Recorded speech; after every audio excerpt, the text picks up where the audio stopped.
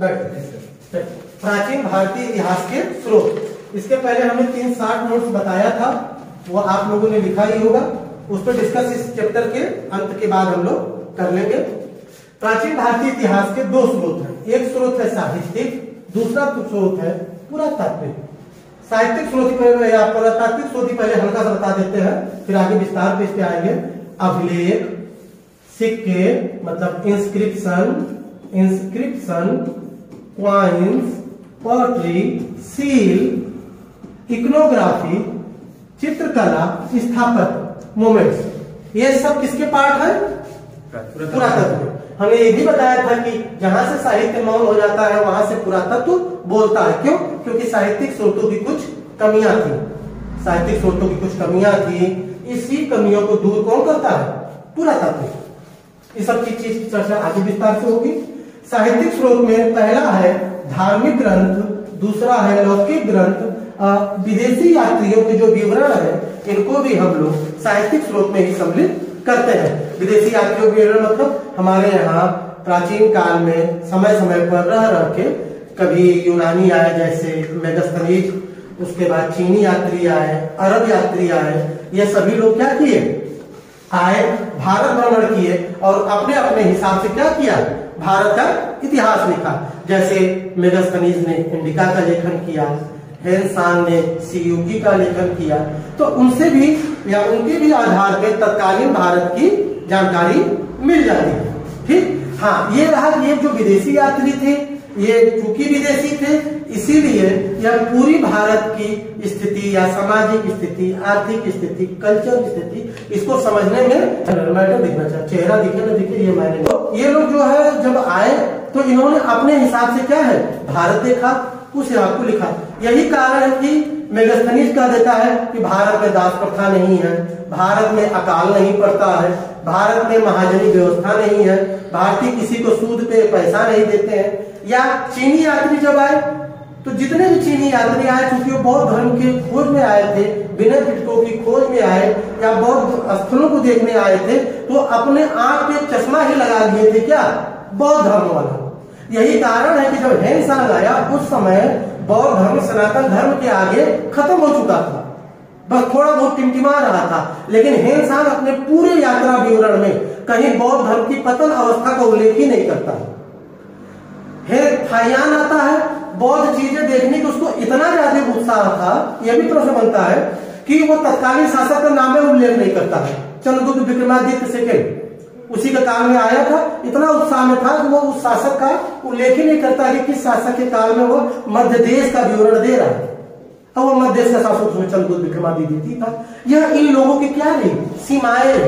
लेकिन फिर भी इनका जो संस्मरण है, इनका जो लेखन है, उसमें भी इतिहास की चीजें हमारी तत्कालीन भारत के सामाजिक, आर्थिक, सांस्कृतिक पहलू की जानकारी हो जाती है। धार्मिक ग्रंथ में पहला है ब्राह्मण साहित्य, दूसरा है बौद्ध साहित्य और तीसरा है जैन साहित्य। हम लोग एक एक करके ये सारे साहित्य देखेंगे। ब्राह्मण साहित्य में पहला है वेद, फिर ब्राह्मण। यह क्रम से विकास है कि सबसे पहले वेद आए, वेद के बाद क्या आया? ब्राह्मण आया, ब्राह्मण के बाद क्या आया? आरण्यक आया, और आरण्यक के बाद क्या आया? उपनिषद। हर वेद के अंत में क्या है? उपनिषद है। हर वेद के अंत में उपनिषद है, इसीलिए उपनिषदों का एक नाम और पड़ता है वेदांत। ठीक, हर वेद के अंत में उपनिषद है, इसीलिए उपनिषदों को वेदांत भी कहा जाता है। आगे सीखे। अच्छा, यही वैदिक साहित्य के 4 भाग है। जैसे वेद है, ऋग्वेद है, तो ऋग्वेद का ब्राह्मण होगा कौन सा? ऐतरेय ब्राह्मण, कौशिकी ब्राह्मण। ऋग्वेद का आरण्यक होगा, ऋग्वेद का आरण्यक होगा, ऐतरेय आरण्यक, कौशिकी आरण्यक। ऐसे ही ऋग्वेद का उपनिषद होगा। ऐसे ही सामवेद है तो उसके ब्राह्मण ग्रंथ होंगे, आरण्यक ग्रंथ होंगे और उपनिषद होंगे। हर वेद के अंत, मतलब हर वेद का जो अंत होता है वह उपनिषद पर आके होता है, इसीलिए उपनिषदों को वेदांत कहा जाता है। इतना क्लियर है? तो आगे चले, तब इसी से हम फिर शुरू करते हैं ब्राह्मण साहित्य के भाग। कहां से निकलना है? यहां से बता दो। वेदों के संकलन, ठीक। वेद, वेद जो है विद धातु से निकला है, ठीक, जिसका सामान्य अर्थ होता है जानना, कुछ भी जानना या ज्ञान। सामान्य अर्थ में वेद का या विद धातु से जो निकला है उसका अर्थ क्या होता है? ज्ञान, ठीक। वेद जो है अपौरुषेय है। वेदों को क्या कहा जाता है? अपौरुषेय। अपौरुषेय का मतलब यह है कि इसका लेखन किसी ने नहीं किया। एक विद्वान रहे हमारे यहाँ प्राचीन काल में, कृष्ण द्वैपायन, कृष्ण द्वैपायन। इन्होंने ही वेदों का क्या किया था? संकलन किया था। फिर उसके बाद वेदों का इन्होंने वर्गीकरण किया था, ठीक। समास क्या है? समास हिंदी पढ़ते हैं ना, दो या दो से अधिक पदों का योग क्या है? समास है, मतलब दो। जैसे शक्ति के अनुसार, तो दोनों को जोड़ देंगे तो एक शब्द हो जाएगा यथाशक्ति। समास का विलोम क्या होता है? व्यास। जब दो पदों का योग क्या है? समास है। और जब उसको क्या करेंगे? पृथक्करण कर देंगे तो वो हो जाएगा व्यास। कृष्ण द्वैपायन ने वेदों का क्या किया था? वर्गीकरण किया, फिर उनको अलग अलग पृथक किया, मतलब व्यास किया। इसीलिए कृष्ण द्वैपायन का एक नाम पड़ा। किसका किया था? वेदों को अलग किया था, फिर उसका वर्गीकरण किया।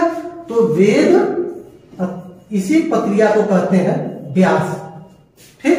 तो इनका पूरा नाम क्या है कृष्ण द्वैपायन का? वेद व्यास। इतना समझ में आया, ठीक। इन्होंने क्यों इनका नाम पड़ा? क्योंकि इन्होंने वेदों का पहले क्या क्या संकलन किया, फिर उसका वर्गीकरण या विभागीकरण किया। यही प्रक्रिया व्यास कहलाती है। क्योंकि यह काम उन्होंने वेदों का किया था, इसीलिए उनका नाम पड़ा वेद व्यास, ठीक। ये आपका कर दिया।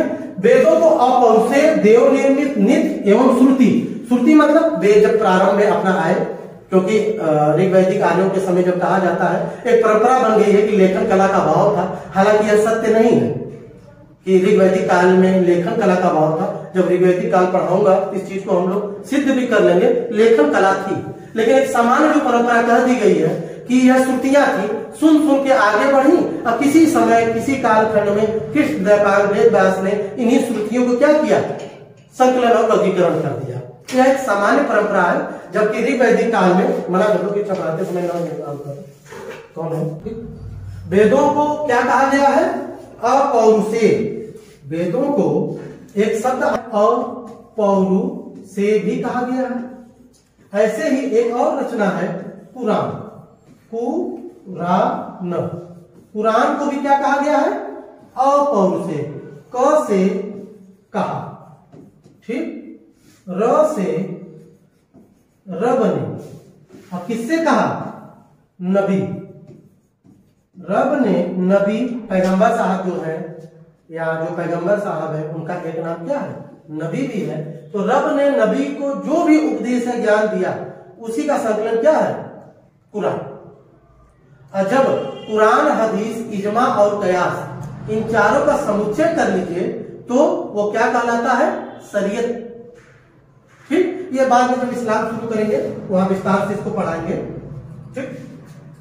अच्छा, वेद चार हैं: ऋग्वेद, सामवेद, यजुर्वेद और अथर्ववेद। हर वेद का अपना क्या है? उपवेद है। जैसे ऋग्वेद का आयुर्वेद है, ऋग्वेद का उपवेद क्या है? आयुर्वेद है। सामवेद का गंधर्व वेद है, यजुर्वेद का धनुर्वेद है, और अथर्ववेद का स्थापत्य वेद है, शिल्प वेद है। यहां तक कि इतिहास पुराण को भी अथर्ववेद का क्या माना गया है? उपवेद माना गया है, ठीक। इसके बाद वेदों के बाद अगली साहित्यिक रचना क्या आती है? ब्राह्मण। देखो, यह दो शब्दों के योग से बना, यह दो शब्दों के योग से बना है। ब्रह्म धर्म यज्ञ। ब्राह्मण जो है दो शब्दों के योग से बना है। ब्रह्म धन यज्ञ।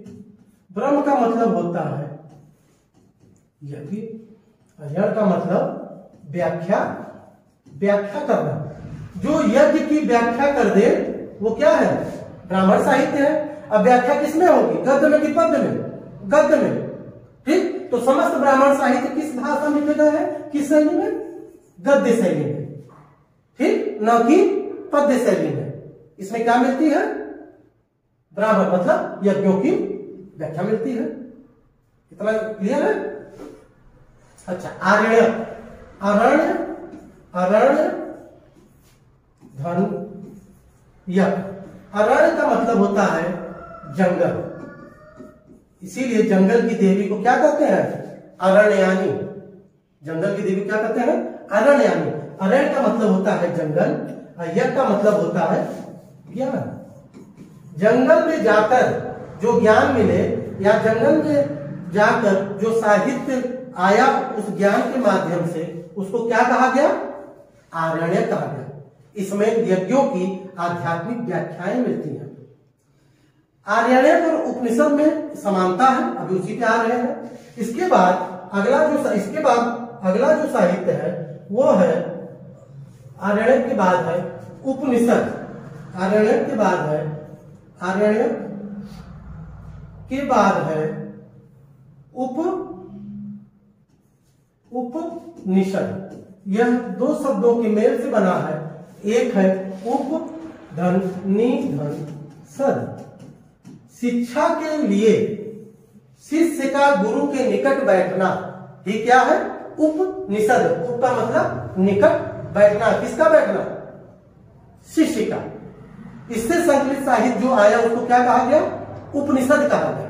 ठीक, उपनिषद और आर्यण्यक इन दोनों में बहुत समानता है। आर्यण्यक में भी यज्ञों की आध्यात्मिक व्याख्या मिलती है। आर्यण्यक में भी दर्शन का शुरुआत माना जाता है। जो भारतीय ज्ञान और दर्शन है उनकी शुरुआत आर्यण्यक से मानी जाती है, जबकि भारतीय ज्ञान और दर्शन का चरम क्या है? उपनिषद है। उपनिषदों का भारतीय राष्ट्रीय वैदिक आंदोलन में भी एक बहुत बड़ी व्यापक भूमिका रही।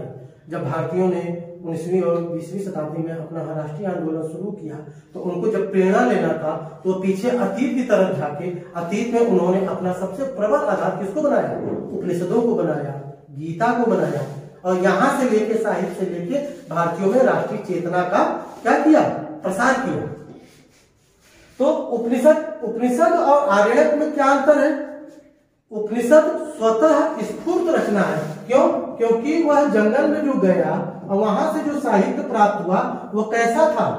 स्वतः था। तो उपनिषद कैसी साहित्यिक रचना है? स्वतः स्फूर्त, मतलब यह खुद के प्रयास से आया है।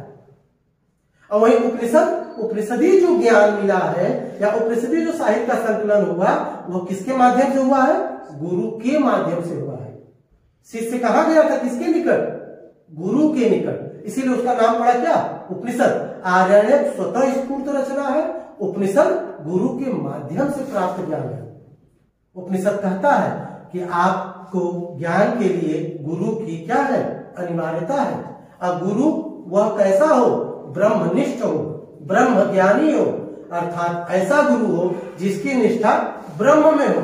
या ब्रह्म को डिफाइन करेंगे, ब्रह्म का दो मतलब रहा है वैदिक साहित्य में, लेकिन सबसे सार्थक जो अर्थ रहा है ब्रह्म का, खुद को जानना, सेल्फ टू नो।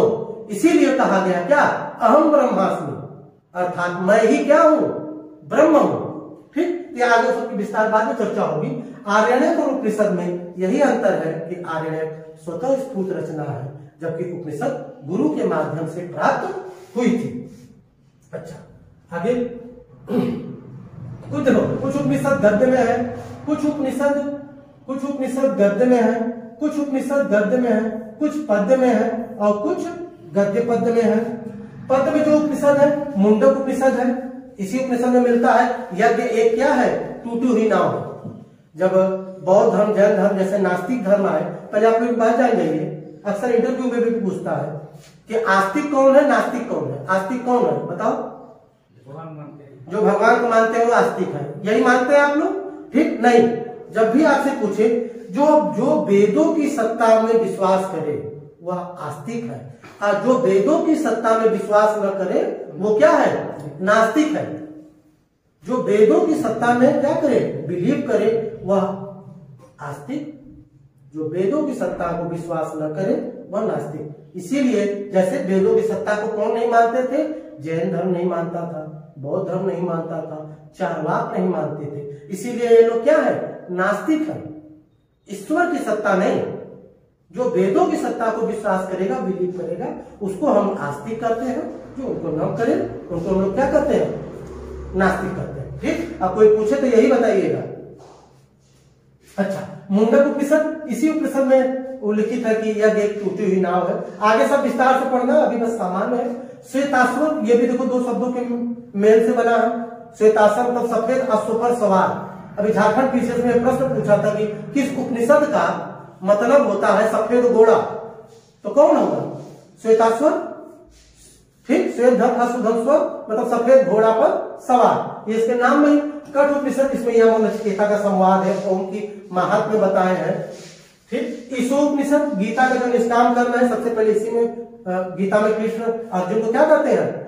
जब अर्जुन जो है एकदम उदास होकर बैठ गए थे, कहे मैं अपने सगे संबंधियों पर ही वो चलाऊंगा धनुष बाण, भीष्म पितामह है उनकी मैं हत्या करूंगा, क्या करूंगा, शोकाकुल हो गए थे, बैठ गए थे।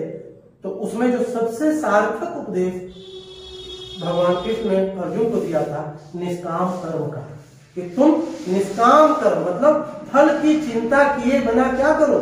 अपना कर्म करो। यह सब क्या है? नियति है, भाग्य के अधीन है।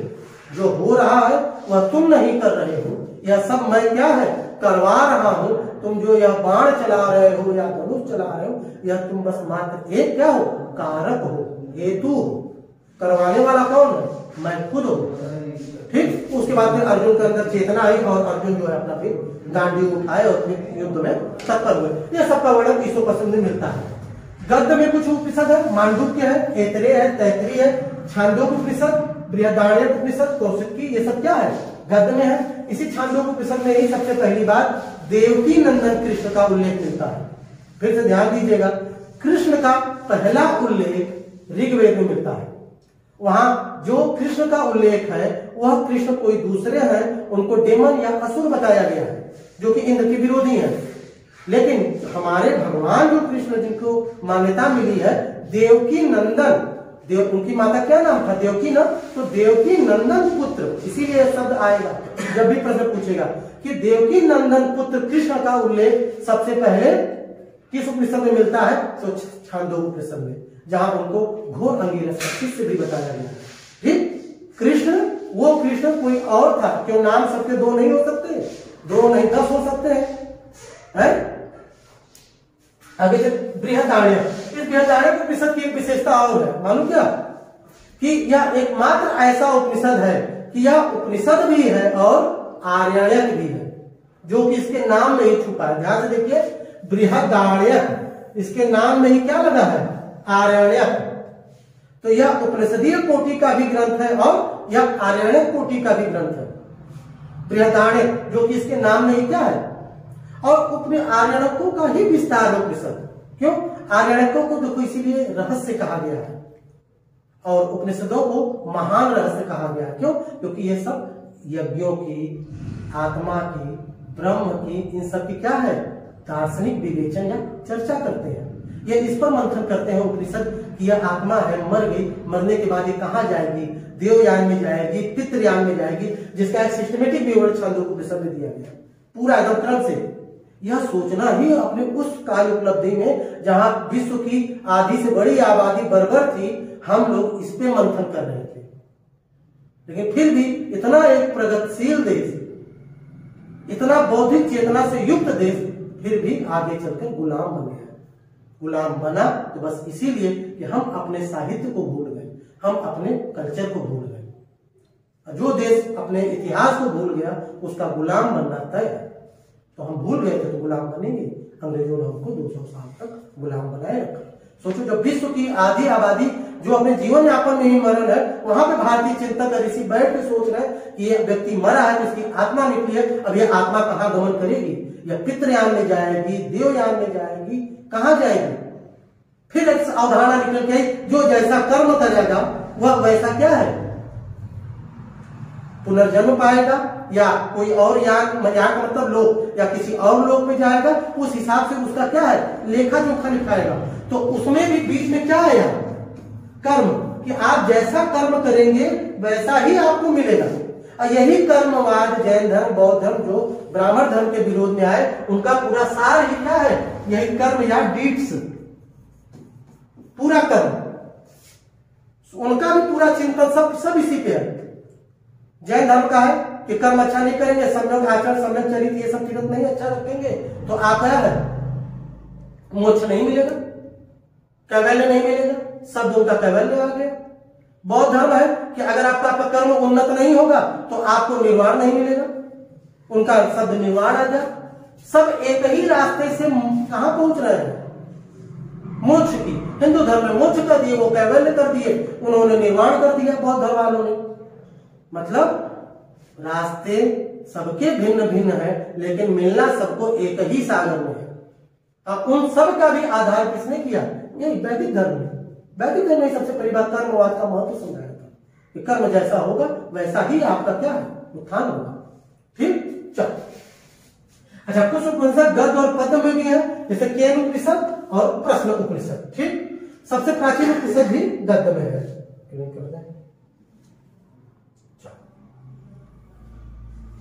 सबसे विशाल उपनिषद बृहदारण्यक उपनिषद है। मांडुक्य उपनिषद सबसे छोटा उपनिषद है। दारासिकों के बारे में थोड़ा सा बता दें। शाहजहां का पुत्र था और अकबर की नीतियों से इसका एक सरोकार था, लोगों को इसके अंदर अकबर के दर्शन हो गए। इसीलिए एक विद्वान थे स्टेनले लेनपूल, तो स्टेनले लेनपूल ने इसको जो है लघु अकबर कर दिया था कि अगर यह शासक बन गया होता औरंगजेब की जगह तो फिर से भारतवर्ष में अकबर की ही नीतियां क्या है आगे ग्रो अप करती। क्यों? क्योंकि बड़ा उदार था और सारा पूरे समाज को, सभी वर्गों को, सभी धर्मों को लेकर चलता था। खुद कादरी सिलसिले का अनुयायी था, लेकिन हिंदू धर्म में भी इसकी क्या थी, आस्था थी। यह एक हिंदू थे योगी बाबालाल, उनके लगातार संपर्क में भी रहा। कुल मिला जुला के समन्वयवादी था, कट्टर नहीं था, उतना कट्टर नहीं था जितना औरंगजेब या जितना इसका पिता शाहजहां तो अपने शुरुआती चरण में बहुत ही ज्यादा कट्टर था। लेकिन फिर बाद में इसी दारासिकों के प्रभाव में उसने अपनी नीतियां बदली और दूसरे चरण में धीरे धीरे उदारवादी हो गया। तो दारासिको जो था, इसने जो है उपनिषदों का अध्ययन किया और सबसे पहले भारतवर्ष में उपनिषदों पर इसने कश्मीर में एक सम्मेलन भी बुलाया। वहां पर जब इसने चीजों को उपनिषदों के संपर्क में आया और जाना, फिर बाद में इसने उपनिषदों का सिर्रे असरार के नाम से, ठीक है, इसका मतलब होता है दी ग्रेट सेक्रेट, महान रहस्य। दी ग्रेट सेक्रेट के नाम से इसने उपनिषदों का क्या किया, अनुवाद किया। ठीक, और यह बताता भी है कि उपनिषद कुरान में जो कही गई एक बात है, किताबुन मुमकिन, कुरान में एक किताबुन मुमकिन की शब्द की चर्चा है। कहता है कि वही छिपी हुई किताब उपनिषद है। वह उपनिषदों से इतना ज्यादा प्रभावित था। कौन? दारासिको। ठीक, दारासिको अभी पीसीएस जे में प्रश्न भी आया था, वह या कौन ऐसा व्यक्ति था जो दैवी रहस्यों का भंडार कहता था उपनिषदों को, तो कौन था? दारासिको था। दारासिको उसको जो है दैवी रहस्यों का भंडार भी कहता था। इसके बाद हमारा आता है वेदांत। इसके बाद हमारा आता है वेदांत। बस इसमें नहीं है। जो वेदांत है वह वेद के क्या है, जो वेदांत है वो क्या है, वेद के अंग है। वेद के अंग है। जो वेदांग है वह वेद के अंग है। ठीक, और इसीलिए इससे जो है इनकी चर्चा करनी है। ठीक, बनाइए। वेद के कुल कितने अंग हैं? 6। ठीक, जो पहला अंग है वेदांग का वो क्या है, शिक्षा है। तो शिक्षा किसको प्रतिनिधित्व करती है? नाक को। आप लोग सुनते भी हैं, घर में आप लोग कहते हैं अरे शिक्षित नहीं है वो, नाक कटा दिए, कहते हैं ना। तो शिक्षा क्या है?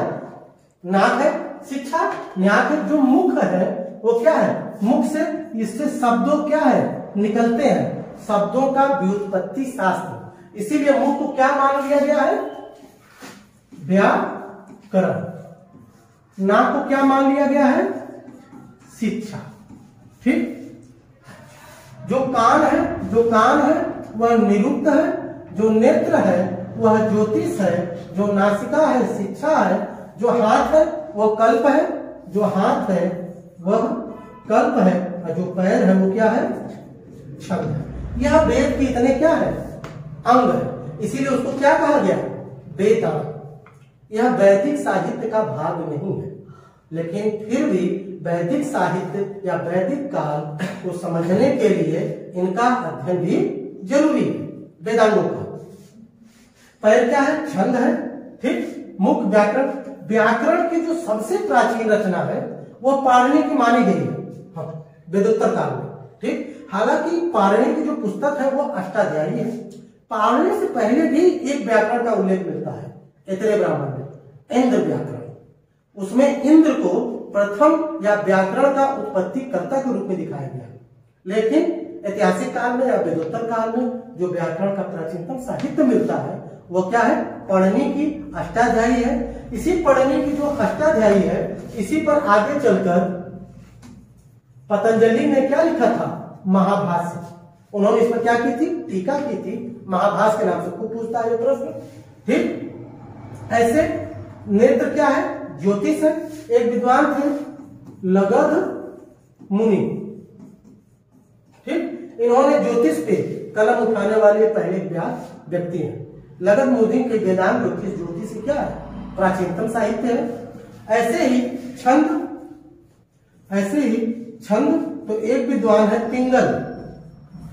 तो पिंगल मुनि का छंद शास्त्र, छंद की क्या है, प्राचीनतम रचना।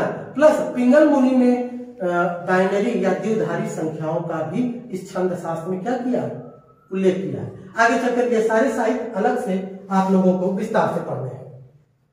इसने में कुछ भी पूछना हो तो पूछ लीजिएगा, ठीक है, ठीक। इसके बाद आपका आता है अगला सूत्र साहित्य। आपका अगला आता है सूत्र साहित्य। इसमें भी स्रोत सूत्र, इसमें भी स्रोत सूत्र, ठीक। यज्ञ विधि विधान किसमें दिया गया है, स्रोत सूत्र में दिया गया है। इसकी यज्ञ विधि विधान दिया गया। गृह सूत्र, जैसे आप लोग सुनते हैं 16 महासंस्कार, ठीक। यह किसमें है, स्रोत सूत्र में है, ठीक। गृह सूत्र में, सॉरी, यह गृह सूत्र में है। इसी में जो है स्त्रियों के भी समावर्तन संस्कार का क्या है, उल्लेख मिलता है। धर्म सूत्र है। तो भारतीय विधि साहित्य, भारतीय विधि साहित्य का प्रारंभिक ग्रंथ अगर कहा जाए तो वह कौन से है, धर्म सूत्र है, ठीक। भारतीय विधि साहित्य का शुल्ब सूत्र। तो यज्ञ करेंगे तो यज्ञ करने के लिए जो वेदियां बनेंगी, ठीक, वो कैसी बनेंगी, रेखी बनेंगी, कोड़ी बनेंगी, इन सब का उल्लेख किसमें है, शुल्ब सूत्र में है। ध्यान रहे, भारतीय ज्यामिति या इंडियन जियोमेट्री का विकास शुल्ब सूत्र से ही हुआ, ठीक है। यज्ञ या भारतीय ज्यामिति का विकास, यह प्रश्न खूब आता है। भारतीय रेखा गणित से संबंधित साहित्य है, कौन सा है, स्रोत सूत्र। यह कैसे आए कि यज्ञ की जो वेदी बनती थी, ठीक है, वह कोणी बनेगी, रेखी बनेगी, चक्राकार बनेगी, तो उसके लिए मापन करना पड़ता था। शुल्ब का शाब्दिक अर्थ ही होता है मापन, शुल्ब का, ठीक, मापन करना पड़ता था। तो इसी से क्या निकला, भारतीय रेखा गणित का विकास हुआ शुल्ब सूत्र से। एक विद्वान थे थीबो ने ही सबसे पहली बार बताया था कि इंडियन ज्योमेट्री का जो डेवलपमेंट हुआ है वह क्या है, उसके सूत्र या तार शुल्ब सूत्र में छिपे हैं। तब लोगों का उसमें ध्यान दिया, ठीक। अब अगला हम लोग का टॉपिक है महाकाव्य। अगला हम लोग का टॉपिक है महाकाव्य। जो महाकाव्य है, कितने महाकाव्य है, कितने महाकाव्य है, 2 महाकाव्य है ना। एक क्या है, रामायण, और दूसरा महाभारत। ये हमारे 2 क्या है, महाकाव्य है। एक रामायण, दूसरा महाभारत। तो रामायण हमारा प्राचीनतम क्या है, काव्य है, और रामायण के रचयिता वाल्मीकि हमारे क्या है, प्राचीनतम आदि कवि। रामायण हमारा क्या है, आदि काव्य है, और वाल्मीकि हमारे आदि कवि है। रामायण में मूलतः रामायण में मूलतः 6000 श्लोक थे। गुणोत्तर बढ़ा था, गुणे 2 कितना हुआ 12,000 और गुणे 2 24,000। ठीक, जब रामायण में 24,000 श्लोक हो गए तो इसका नाम पड़ा चतुर्विंश शास्त्री संहिता, अर्थात 24,000 श्लोकों वाला काव्य, चतुर्विंश शास्त्री संहिता। विंश का मतलब होता है संस्कृत में 20, विंश का मतलब 20, चतुर्विंश मतलब 24,000। क्लियर है? ठीक, फिर रामायण का अच्छा, रामायण के जो रचयिता थे वाल्मीकि थे। वाल्मीकि का प्रारंभिक नाम रत्नाकर था। पेशे से डकैत थे। एक बार कुछ ऋषियों को उन्होंने क्या किया, बंधक बना दिया। उसके बाद ऋषियों ने इनसे कहा कि ये बताओ जो यह कर्म तुम कर रहे हो क्यों कर रहे हो? तो उन्होंने कहा परिवार के अपने भरण पोषण के लिए मैं ये कर रहा हूं। तो उन्होंने कहा ठीक है, ये जो तुम कर रहे हो यह कार्य वैध है कि अवैध? कहीं नहीं, यह कार्य तो अवैध है भाई, गलत तरीका है, किसी को लूटना ये सब। तो उन्होंने कहा यह तुम अपने परिवार के लिए कर रहे हो, तो जाओ अपने परिवार से ये पूछो कि क्या जो ये तुमने कर्म किया है, जो ये कर्म गलत कर्म है, क्या उसमें ये लोग भी भागीदार बनेंगे जब आपको इसका दंड दिया जाएगा ईश्वर के द्वारा, प्रकृति के द्वारा? तो वो उन सभी ऋषियों को बांध के अपने परिवार में गए, अपनी पत्नी से पूछे। इधर के परिवार के पास जाते हैं, अपनी पत्नी अपनी से पूछते हैं, तो उनकी पत्नी कहती है कि नहीं, यह तो आपका धर्म है कि आप अपने बच्चों और सबका भरण पोषण करिए, हम आपके इस पाप में भागीदार नहीं होंगे। बस यहीं से उनको आए और गुरु के संपर्क में और गुरु बोध से उनको ज्ञान हुआ और उन्होंने जो है रामायण का क्या किया, लेखन किया। रामायण में मूलतः क्या थे, 7 कांड थे।